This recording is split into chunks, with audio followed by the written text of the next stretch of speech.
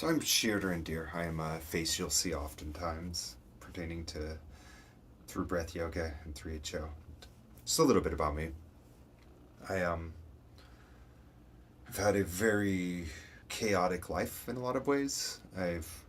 But also been very stable and supported on the other end of that. I made a lot of decisions that really created a bunch of challenges for myself, go figure, in my early life, and I always had a very strong support network behind me. So as I would dip, I could always uplift myself eventually, which is just a beautiful thing that I'm grateful for. I've been walking the path of awareness, not just Kundalini Yoga, but awareness. I would really say since I think it was my 23rd birthday, right before one of my best friends committed suicide, and his funeral ended up being on my birthday, and my friends just threw me this really big like celebration of my life on this day, and the situations around the suicide, I held a lot of guilt for a long time about, because I could have done more. I could have, of course, done whatever, right? It's past. I've let it go.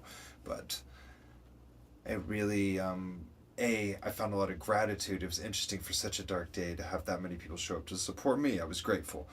Um, but that particular instance started to made me start to look at the way that I treat myself, the way that I treat others, the way that I communicate, um, the way that I was really judgy and not supportive whenever people brought darkness to me. Because ultimately, the soul had cried out to me for help so many times, and I was incapable of having empathy fully or understanding his pain.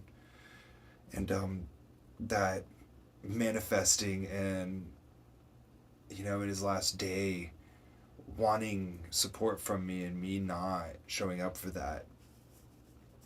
Um, it's such a deep wound. I don't know if it'll ever really fully go away, but it's also a point of my strength and power now, because I can just focus on it and I can feel the amount of energy it feeds me, and I can transmute this energy into light and into grace and patience with people and just unconditional love.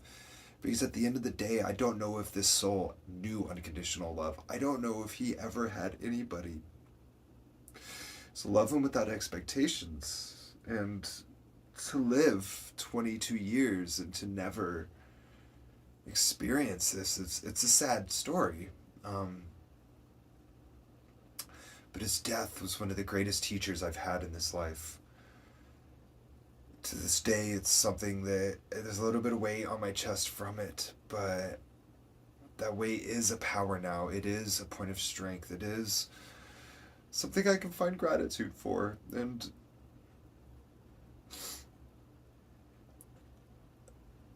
being able to transmute such darkness into light is, I can't even describe how useful is not the right word. It's hard to put into words.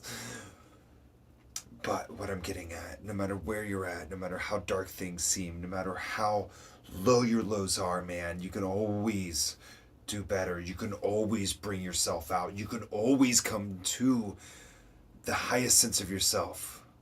Thank you, Satnam.